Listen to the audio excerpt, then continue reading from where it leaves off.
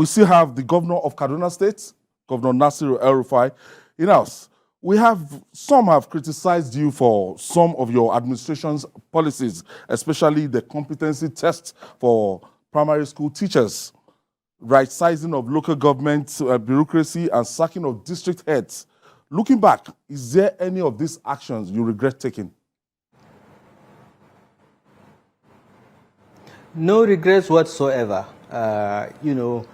Each and every one of those policies were based on sound analysis, debate, and a lot of consultation.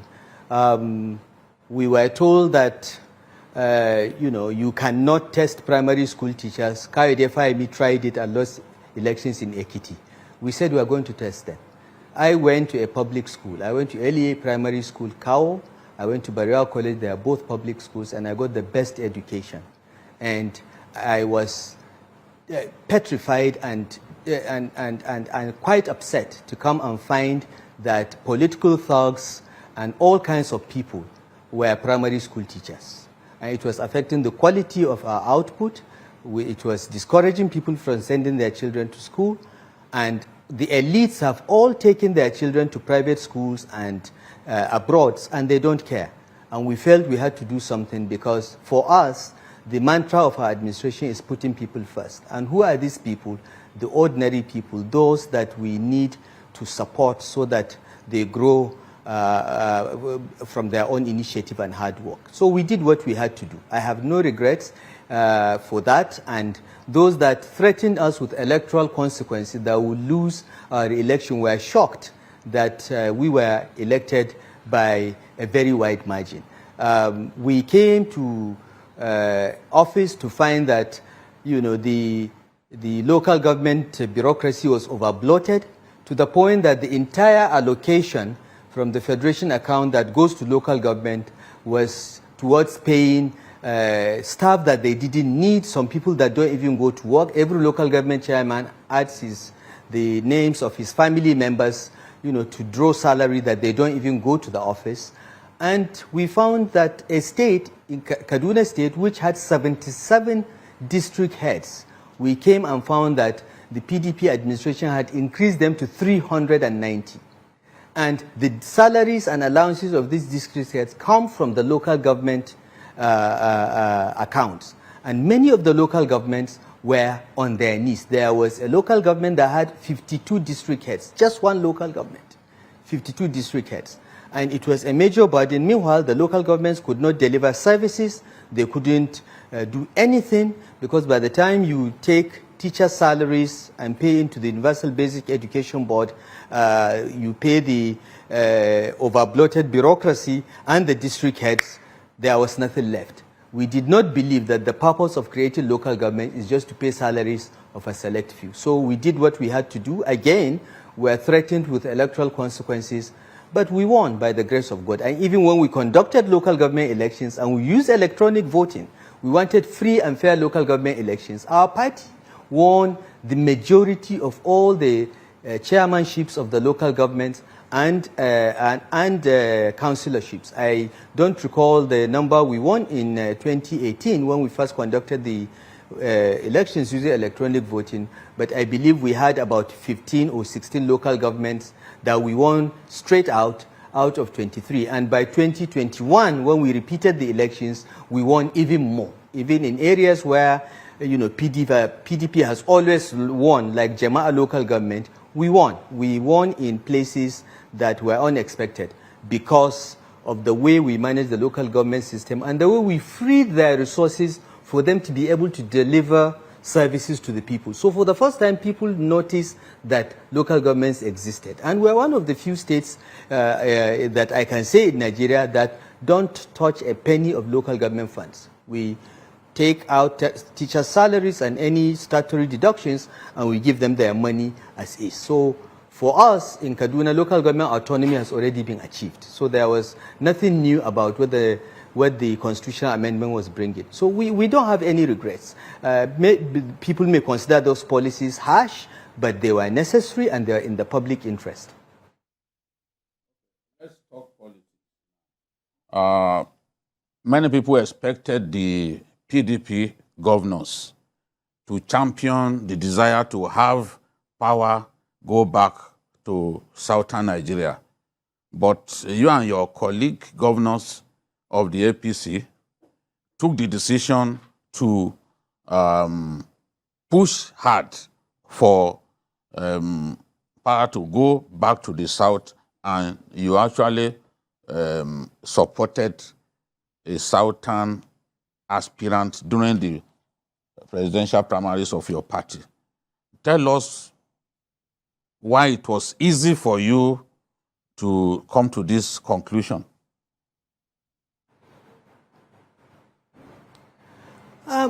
Honestly, it was not very difficult for several reasons.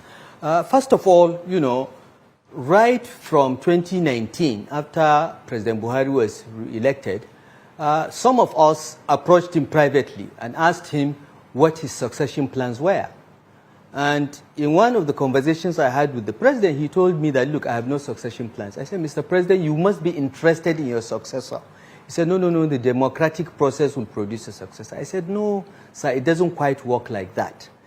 You must have a thought, you must advert your mind to your legacy and who will preserve your legacy. And he said, okay, you have a point, I will think about it. So this was how we began the conversation. But throughout my conversation with President Buhari, up until I believe it was 2020, he did not even have a position.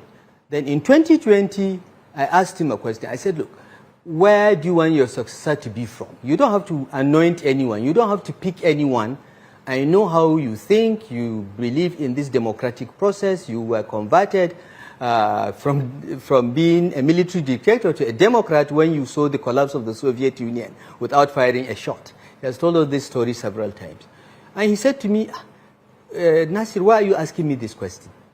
After 8 years as president, the next president of Nigeria, under our arrangement, our unspoken arrangement, must be from the south. I said, thank you, Mr. President. Can I go public with this? And he said, go ahead. People would recall that late in 2019 or early in 2020, I was the first governor to come out and say that the next president of Nigeria must be from the south. And so, to be fair to Mr. President, he has been consistent in private conversations, even in conversation with some of us as a group. He always said, my next successor has to be from the south. So it was not very difficult for those of us in the APC, particularly the northern governors, to say, this is the president's position, and we don't need to go back to him. But what happened as the political process started was all kinds of games being played to take control of the party in a way to achieve a certain predetermined conclusion that was not very clear to us at the time. But one of the things that we pushed, and I must say that the Progressive Governors Forum mandated me at a point to go to the president and say, we want you to tell us who you want as chairman of the party.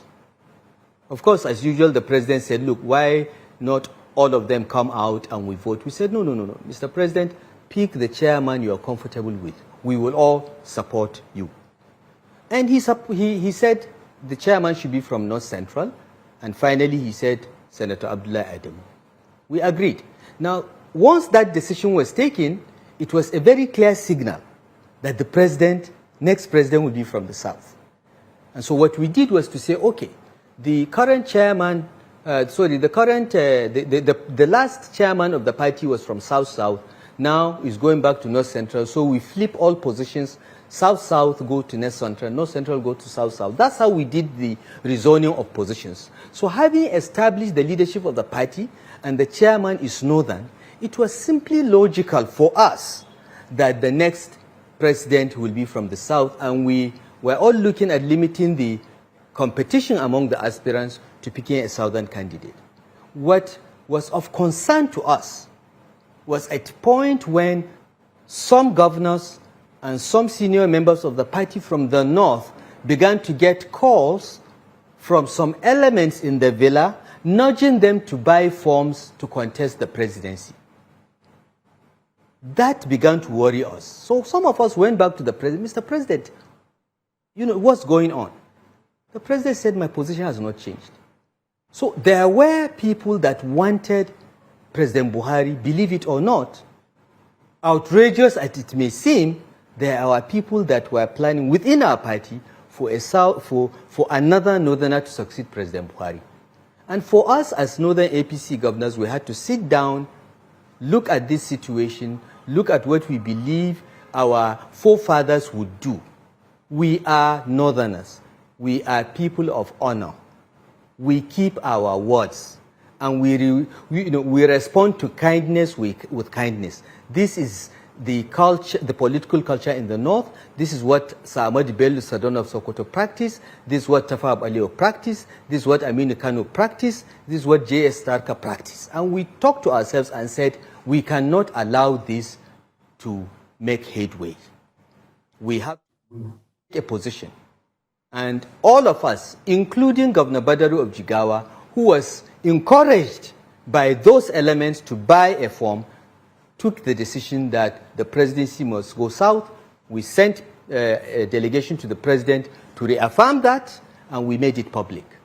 That was the second step. The third step was, okay, now among the southerners, who? Can we come to a consensus around who to support, or do we all go to the primaries? Because some of us supported Amechi, some supported Osimbajo, some supported Asiwaju, and so on and so forth, and Fayemi.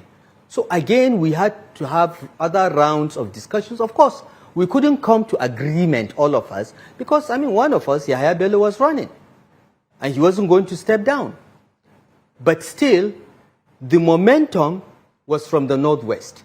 The Northwest governors, along with Senator Wamako, who represented Sokoto, met, and after several meetings and back and forth, we decided that we'll go with Asiwaju Bola Ahmed Tinubu as a zone.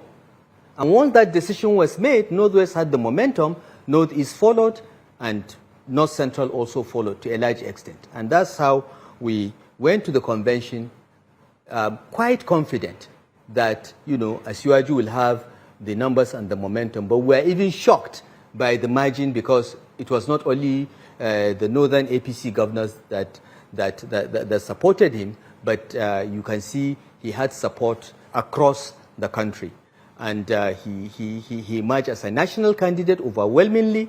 And I want to assure you, as we speak today, all the 22 APC governors, including those that contested for the presidency, are solidly behind this presidential candidature of Asiwaju, and we are doing all we can to ensure it succeeds. But for us as northern governors, it was a matter of honor. It was a matter of just doing what is right. It's a matter of doing what is fair. And it's a matter of doing what is just. And I heard you clearly. It means that the story that we were told, that the Senate president was the choice of the president, was not correct after all. Well, we had that too. The members of the National Working Committee called us and said that the national chairman had told them that the Senate president is the anointed one. And again, the northern APC governors asked for a meeting with the president. We went to the president. We said, Mr. President, this is what we are hearing. This is not what you have been telling us in the past 2 to 3 years. Is it true? And the president expressed shock and said, I am not part of this. And right there and then he summoned Garba Shehu to issue a statement that he has not anointed anyone.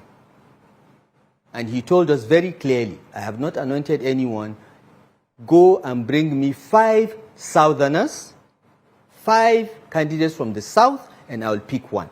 And we went back as progressive governors now together, not northern APC governors, but as progressive governors, we met and came up with the names of Vice President Osibanjo, Asiwaju Bola Ahmed Tinubu, Governor Rotimi Amechi, Governor David Umahi, and Governor Kaide Fayemi. We took these 5 names to him and said, we believe that any one of these can be a veritable successor to your legacy. They are all former governors, they know how to run institutions, they know how to run states, and so on, and we can work with them. Pick anyone, Mr. President, we will support that person. Now, most of us have our preferences, but we will defer to you because of the love and respect we have for you. And please don't doubt this. All of us have great respect for the president because we know his heart, we know his intention. He's a man of great integrity, and he has the best of intentions all the time. He could be misled, he's human, but the intention is pure. So we went to him and we gave him the 5. And he said, look, you know, these 5, you've made very good choices. I've worked with all of them. They are all excellent. Any one of them can be president. Now you put me in a quagmire. We said, what's the quagmire? Just pick one. Close your eyes and pick one. He said, no, they are all my brothers or children.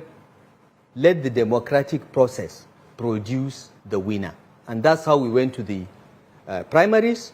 The attempt to force a consensus around one person failed because the president insisted the democratic process must produce a person. Now, again, I'm back to those elements in the villa. They were the ones that wanted that candidate, and they didn't even have the courtesy to call us as governors and tell us this is what we want, so that we can have a discussion on the matter or even give our own views. But we didn't matter. We didn't matter. It was convenient to hide behind the president's name and say the president said, as if we cannot go to the president and ask him. And this is their modus operandi. The president said. Now, people like me that can go to the president and say, Mr. President, I was told this, did you say it? Are the most hated. Because I have that relationship with the president, I can always go to him and speak directly.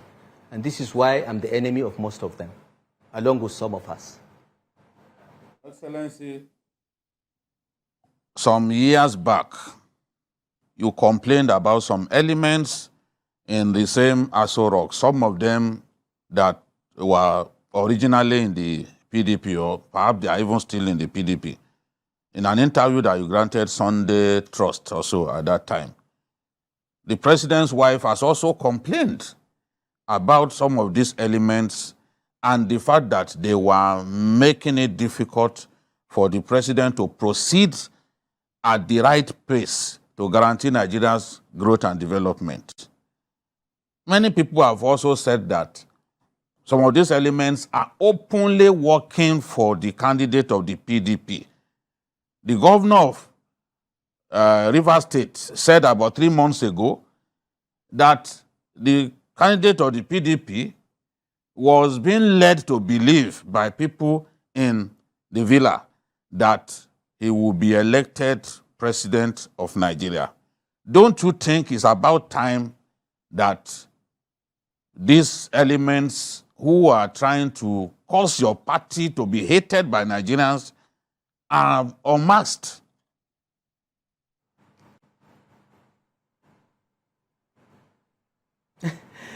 Look, unmasking them is not as joyful as defeating them. They will be unmasked in time. But we have defeated them when they wanted their own people in the National Working Committee of the party. We have defeated them when they wanted their own anointed person to be the presidential candidate without due regard to due process or even respect for those of us that are governors that have slaved to put this party together, campaign for it, and deliver the election twice. Okay? We didn't matter. We are governors, we have problems. Governors are corrupt. Governors are bad. Governors, everything is governors. Meanwhile, none of them has contested an election as councillor. And if they did, they won't win. I have been elected twice with over 1 million votes as governor of Kaduna State. I can claim to speak for the people. None of these people can. We'll come to the unmasking stage. This is not the stage. The stage now is to draw the attention of Nigerians that there are elements that are doing this and they don't mean well for our party. They want to incite voters against our party so that we lose the elections. Now, once Nigerians know that, then they will know where some of these funny decisions are coming from. And once the election is done and settled, by the grace of God, in about 3 weeks, and I'm confident And we are not sleeping. We are going to work hard from today, flat out, until 27th, when all the results are out, and by the grace of God, Asiwaju is elected and our other candidates of the APC, then we will unmask them. But this has been an ongoing issue, and we just feel that some of these things that are being thought of and clothed with good intentions, and dummies being sold to the president so that the electorate will be incited, the people of Nigeria will be inflicted needless pain at this point, in addition to all the other challenges that they are facing, just so that they will, revolt and say, look, we'll vote for the other party. It is clear. And if you read the statement coming from the other party yesterday, after I spoke about the need to look at the time granted for this currency swap, we are not against the policy, okay? Cashless is the way to go. We have no problem with it, but you don't do it in a few weeks.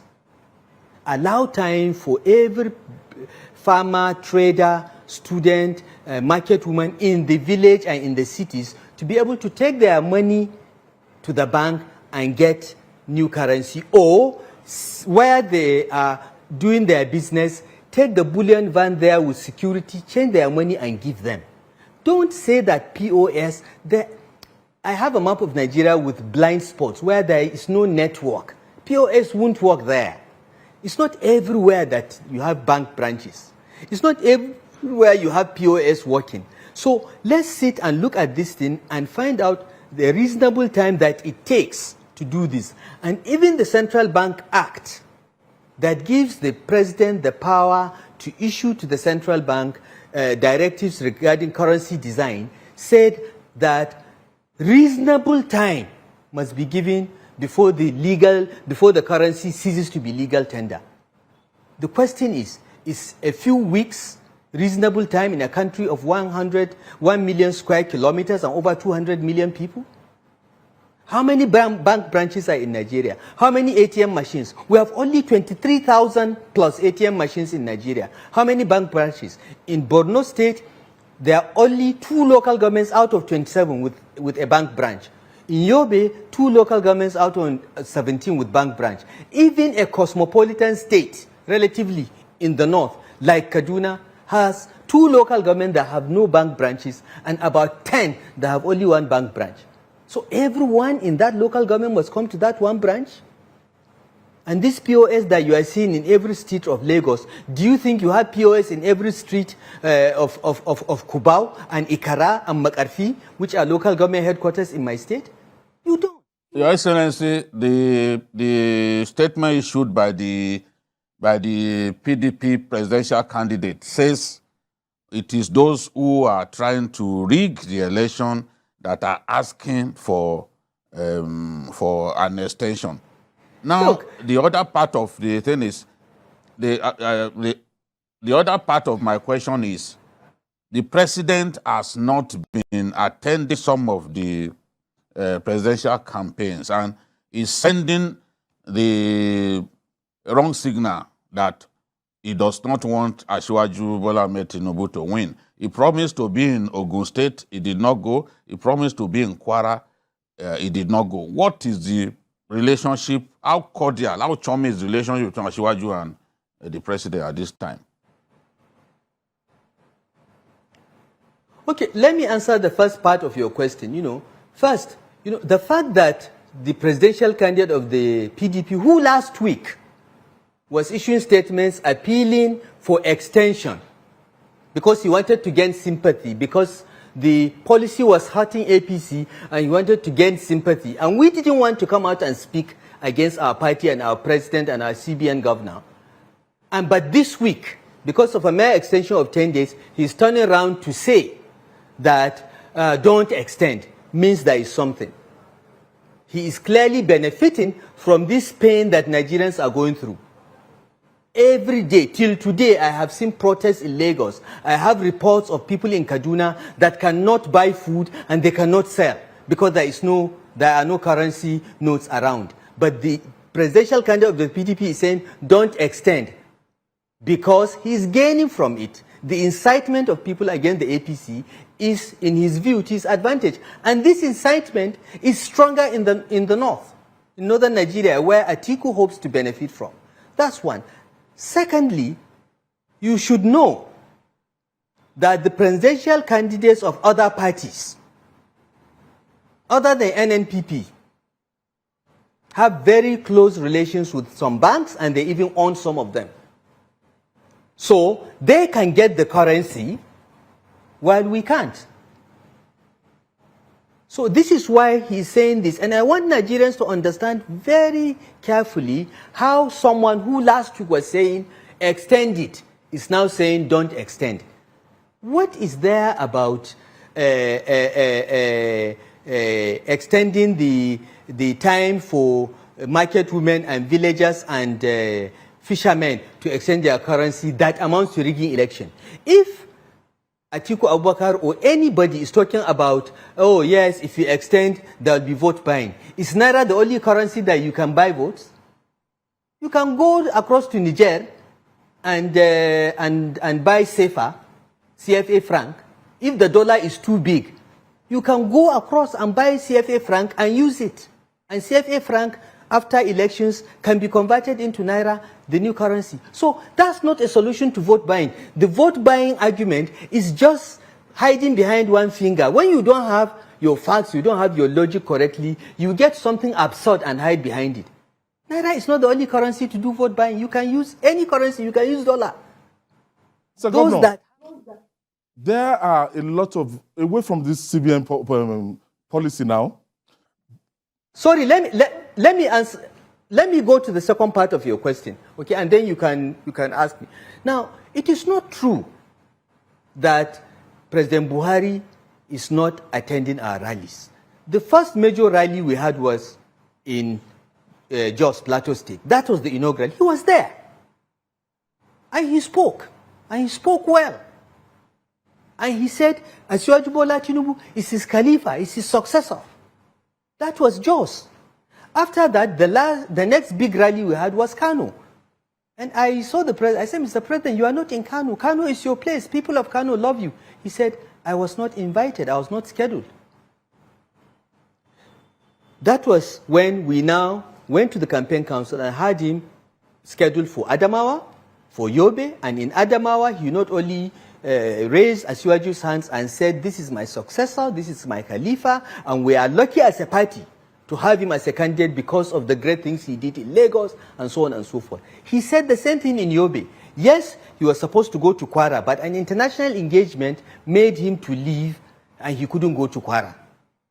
And he asked the vice president to represent him, but the vice president had a conflict too and couldn't go. I don't know what happened about Ogun, but on the day he was supposed to be in Ogun, he was somewhere else. I think he was in Kano or Katsina or Jigao or something else. So there was a mix-up. It is not true. President Buhari gave birth to the APC, along with Asiwaju Bola Tinubu and Ogbonaya Onu and some people. He will never work against the APC. He will never do that. He may not go out of his way to help us like other presidents used to do, rig elections for their party. He has that integrity. He will not lift a finger to give us an advantage, but he will never work against us. It is not true. It is those elements that are doing these things and using his name. I know Buhari well enough to swear by the Quran and by the Almighty God, and I'm a Muslim, that he will never be part of that. None of them even has the audacity to even approach him on the subject. And President Buhari will go to other campaign stops, you will see going forward, but you have to understand he has the primary responsibility of running the country.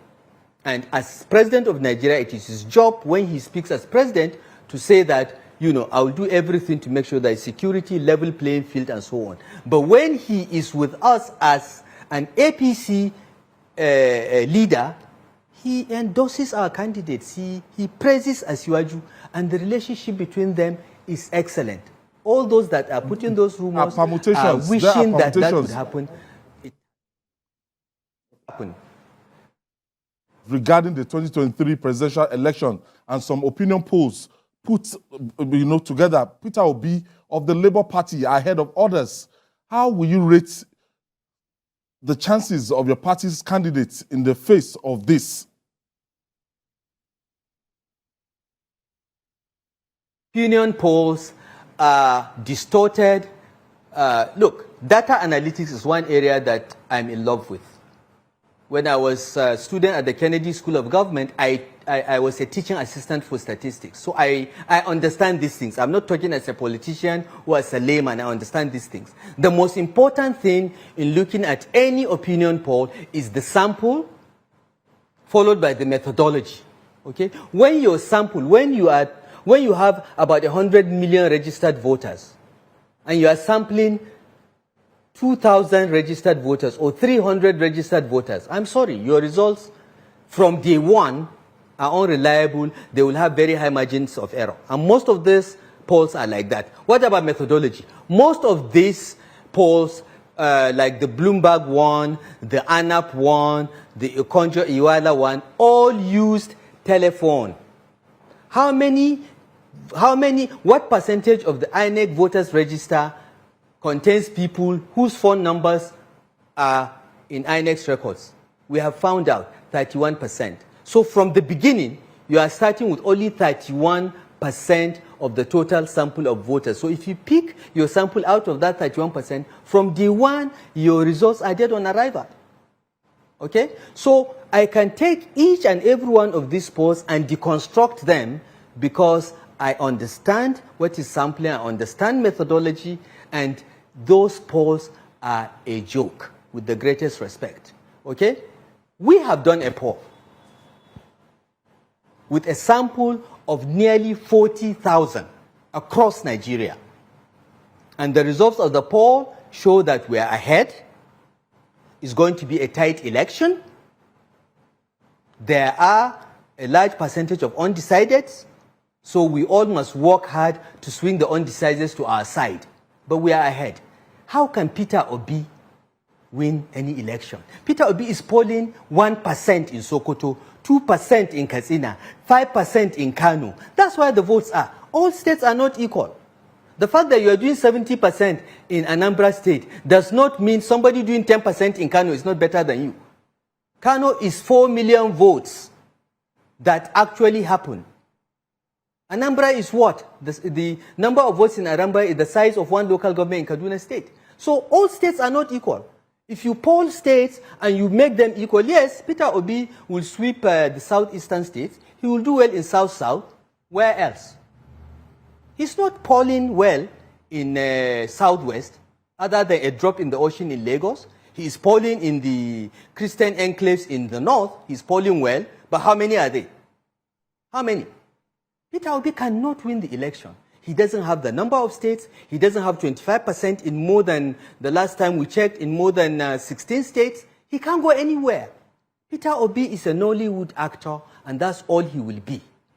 This election is between the APC and the PDP because they have the footprint, they have the spread. Ethnicity and religious bigotry will not take you anywhere.